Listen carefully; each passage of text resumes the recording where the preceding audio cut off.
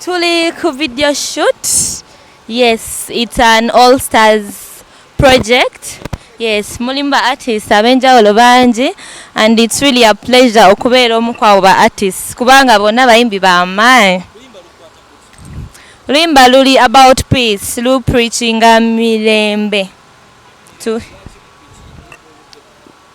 Obudde buno kubanga kyetaagisa. Recently tubaddengawo kale n'obutali bumativu in our country. Buli omwe kyakiraba naye ate our life matters the most. Nti fine, we can be like nga tetuli contented bulungi, but then we have to take care of our lives nga tu in the in the process of complaining tulina okubeera nga tufaayo ku mirembe gyaffe ne ku bulamu bwaffe tusigale nga tuli balamu. Anze nga Vivian Tendo sinalya kasente konna, but I am so glad to be part of this project kubanga itsoka a preaching a peace, which is something good. Ate nekirala aba artists abali mu project eno, they are very big artists and it's really a pleasure for me okubeera nga ndi part of that project. Yes, Oman Rafik is behind this project. Yawandika oluyimba yawandika oluyimba, so ebisigadde and the people behind it and all that stuff ye kenyini aba agenda kubibanyonnyola kubanga abimanyi okunsingako.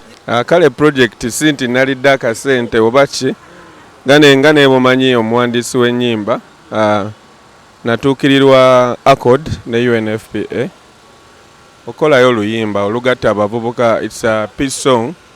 It's called Amani. Lugatta abavubuka mu Kampala, Rwenzori regions. Wabaddewo engeri nnyingi abavubuka gye badde balwanagana kuyombagana, not necessarily politically, naye emirembe mu buli kimu, peaceful living, okitegeera sinti nti anything political. Kuliko Fik Famaika, Lydia Jasmine, John Black, kuliko Vivian Tendo, Yes Oman Rafiki, Chosen Blood, Mos Joe, kuliko Daddy Wise, okuveeyo Kasese ne Bundibujjo. Luyimba lwa kuyozayoza abantu kubeera nga singa badde bampa akasente kandi badde kandabika. Sinti nkomawo mu being an active artist, naye COVID situation ffenna tugirabye. COVID yatukwatamu awo ne tubeera nga business tezikyatambula bulungi, music bamukwata. Ate nze ndi musajja buli kaseera mbeera nkola nnyimba, mba nkola content. So during COVID time nafuna chance okufuna time ne concentratingako ng'ennongo bagikutte ne nkola album yange gye bayita Endagamuntu oba National ID. Ensonga lwaki ngiyita Ndagamuntu oba National ID, buli muntu yenna Yes Oman Rafik amuwulira kati njagala amumanye. Vivian sisobola musuulawo. Vivian kirabo kya ggwanga ate nange kirabo kyange, kirabo kyaffe ffenna.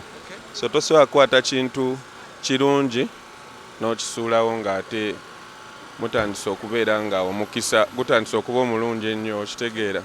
So Vivian Tendo sofa atambudde bulungi, olugendo lwo ate tukyatambula, twakatandika case mutuleze muli naffe twakatandika. So right now tuli ku kino ky'oluyimba lwa peace, amani.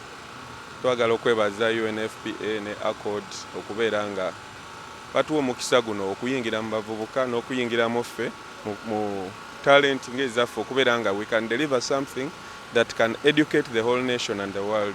Bujinga zengani buloka ki? Si buloka. Kati njagala kezi nkubulireyo ekintu kimu. Omulimu gwa music, tegulimu buloka. Ono Bujingo amuyita project coordinator waffe weno project yaffe ye president w'abampi, yakulira abampi bonna. nga Yese bw'abagambye luyimba lwa mirembe. Ensi yaffe tumanyi temperature jeremy right now, waliwo emirembe gitaliwo wamunga. Vivian Tendo mbawulidde abanyonyola ne Yese abanyonyodde kakati twagamize together. Of course nga Accord Yesu agambye ne UNFP okumenga sure nti tuyingira mu bavubuka ne gwanga large owagamba nti bannaye, no matter what we believe in politically, socially, economically, financially, kyetwetaaga okusooka gye mirembe era luno oluyimba teluli political in any way era temuli mu kintu kyonna luli peaceful, is just at mirembe. Yeah. I came on to coordinate the project as a project coordinator waayo to make sure nti abayimbi bonna bajja together bali wamu buli kimu kikolebwa bulungi tuli wano olunaku lwaliro because of that okumeka sure ate nekyala twagala nga bwe tugambye aba artist tuyina voice nene nnyo mu Uganda oba ne mu nsi yonna nammwe bannamawulire mukimanyi so twagala kuvaayo nga twe branding and organized way tetuli disorganizing abantu balowooza as artists tuli very organized and you can work with the big international agencies like katinga bolaba code ne UNFP. It's a UN project, so bingi nyo betugenda kubanga tukola as you are unveiling we are very structured people in this country and in the world. So chovulanga tukola bino bitatu tukola projects wetu kulaga ensi tetuli disorganized oba confused nga bwe balowooza and exactly abantu batandise okujja corporate companies are coming on board to work with us, even NGOs are coming and multinationals, even government will come and everyone we will work with everyone to make sure that we preach peace and other things.